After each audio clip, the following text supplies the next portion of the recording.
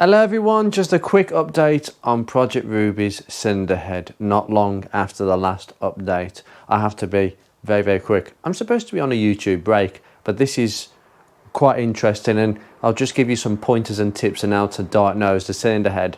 Number one, Ruby is burning oil, and at the moment I've only seen minor implications as to what has caused this, but I have a feeling I have stumbled on it just now. So right here, we've got I've really scrubbed this up. I really have gone to town.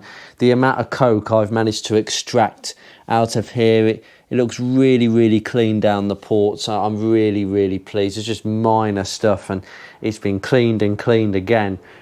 Pistons and everything have been organised over here. So thank you. And a Rover 45 door handle, not. That's a different job. Anyway, I just want to show you some of these new valves, FIA. These are the inlet valves, £24 bargain in the packets. These inlet exhaust valves, which are smaller, okay, they are from Ford in the packets. Got the insignia, look at that. That is unbelievable. That is fantastic, and obviously we can compare the differences.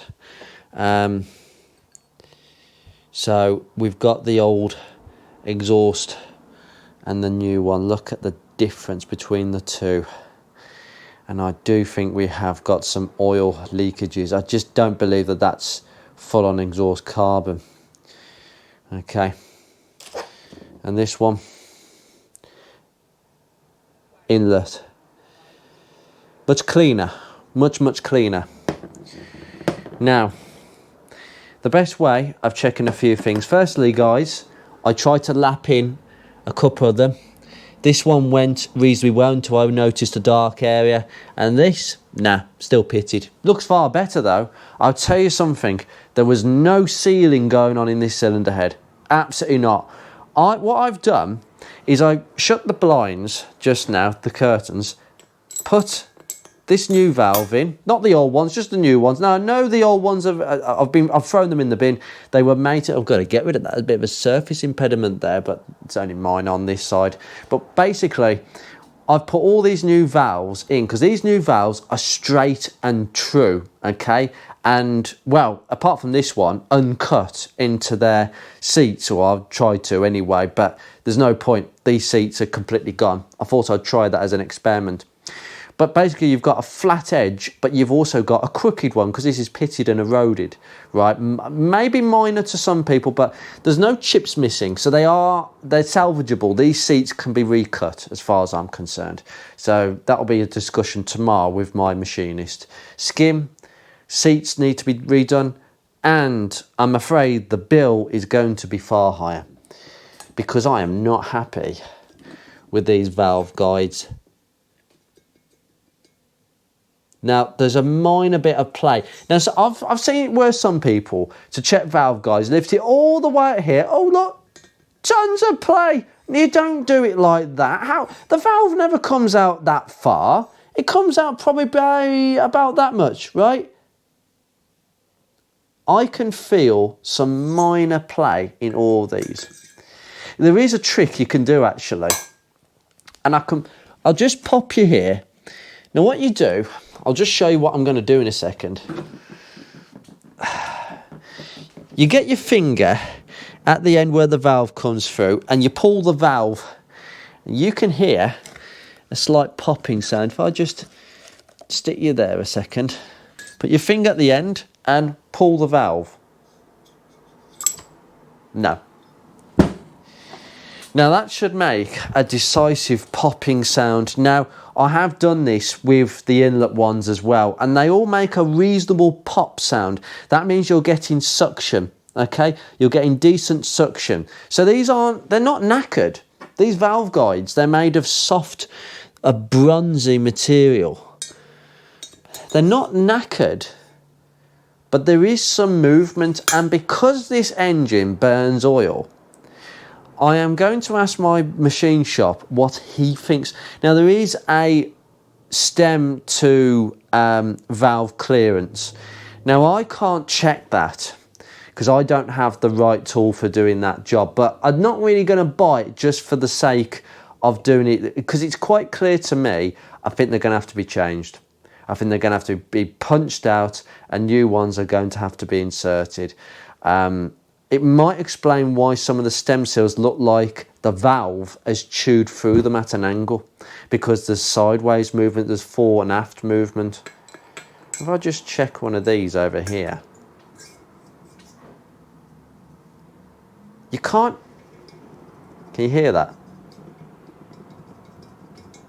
It's minor movement, absolutely minor movement. But what I did, I'm going to demonstrate this. I'm just going to shut my curtains and show you how bad the sealing is. Right, okay. What I'm going to do, put a valve in. Let's just, for argument's sake, put this in. Now what I'm going to do, excuse me, I'm just going to let you rest there. I'm just going to put the light there, right in the tract. Okay. Now that is one of the best ones. Let's try another one, because that was sealing really well. Move it over. Goodness me, look at that. Do you catch that? Look at the blooming light. That's not going to compress at all. Next one. There's no, honestly, the lack of compression in this engine. I've come to this conclusion now, guys, that the compression, that there's nothing wrong with the bore of this engine. There we go, we've got it again. It's just rubbish. It's actually, there we go, look at that. It's terrible. That's not sealing at all. Now, I've recut, I've tried to lap in this one. Let's see how bad it is even after trying to lap it, which you can't really because they're poor. Oh, it's not too bad actually. Oh, there we go. That's not a reflection, guys. Light is coming through. Light reveals all. I could do exactly the same on the rest of them, and they are all the same. There's a bit of light coming through almost every single. I think that one was the only one that I couldn't get any. Cylinder number 3, ironically. So yes, this engine, I don't think it's worn at all in the bottom end from what I've seen from the home I did, and there's just nothing. There's no way on the pistons. They're going to be fitted with new rings, new bearings. Good to have a bit of a clean. They definitely needed a clean. It will benefit them. But this cylinder head is the one big culprit. Guides, seats, you name it.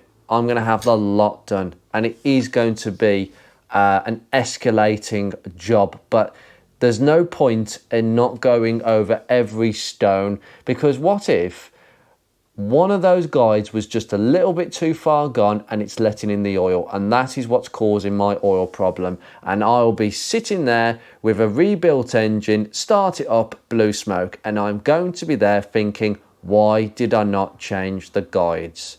Just get it done. So it's all going to be done. They're going to cut the seats for me, put new guides in, skim the head. I'm basically taking no chances, and then I can basically lap these lovely new valves in myself. Good day all.